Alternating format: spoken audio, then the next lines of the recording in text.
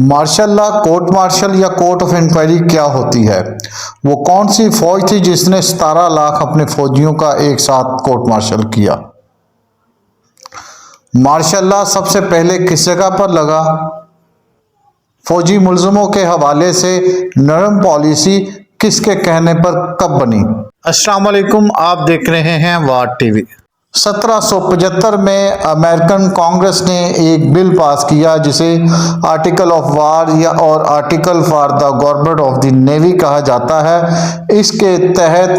فوج کے اندر فوج کے ڈسپلن کو قائم کرنے کے لیے اپنے جوانوں اور آفیسرز کو سزا دی جا سکتی تھی۔ دوسری جنگ عظیم میں امریکہ کی 16 ملین افواج نے جنگ میں حصہ لیا، لیکن 1.7 ملین افراد نے اپنے آفیسرز کا حکم ماننے سے انکار کر دیا، اور جیسے ہی سیکنڈ وار ختم ہوئی 1920 میں امریکن فوج نے 17 لاکھ اپنے فوجیوں کا یک وقت کورٹ مارشل کیا، اور اس کورٹ مارشل کے نتیجے میں وہاں کی سول سوسائٹی اور ہیومن رائٹ آرگنائزیشن کے دباؤ کے اوپر بالآخر 4 جون 1920 کو امریکن کانگریس کو ایک ایکٹ پاس کرنا پڑا، جس کے تحت 3 وکلاء پر مشتمل بورڈ آف ریویو قائم کیا گیا، اور اس کے بعد اب تک تمام ممالک جو یونائٹڈ نیشن کے ممبر ہیں انہوں نے ریویو بورڈ قائم کیے ہوئے ہیں کہ جنیوا کنونشن کے تحت کسی بھی فوجی قیدی کے اوپر کورٹ مارشل نہیں کیا جا سکتا۔ وہ جنگی قیدی ہوتا ہے اور اسے جنگی قیدی کے طور پر ڈیل کیا جاتا ہے۔ 7 نومبر 1775 کو ورجینیا میں، جو کہ اس وقت برطانیہ حکومت کے زیر سایہ تھا، مارشل لا کا اعلان کیا گیا۔ پاکستان کی 75% آبادی دیہات سے اور باقی شہروں سے تعلق رکھتی ہے۔ دیہات کی زندگی کا اہم مشغلہ مرغوں کی لڑائی، گھوڑوں کی دوڑ،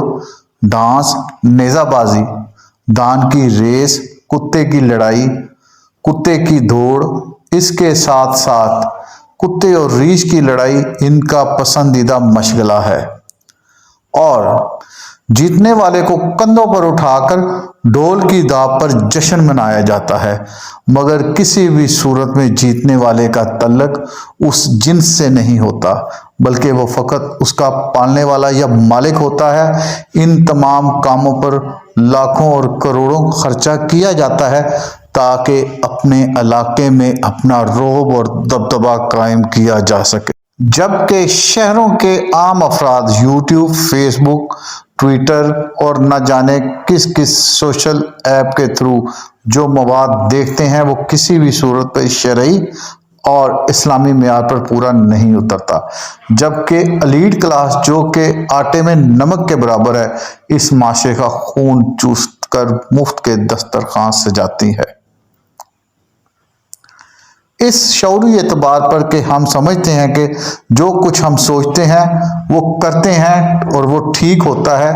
دنیا بھر میں نیوز چینلز، اخبار یا عوامی اویئرنیس کے کوئی بھی ادارہ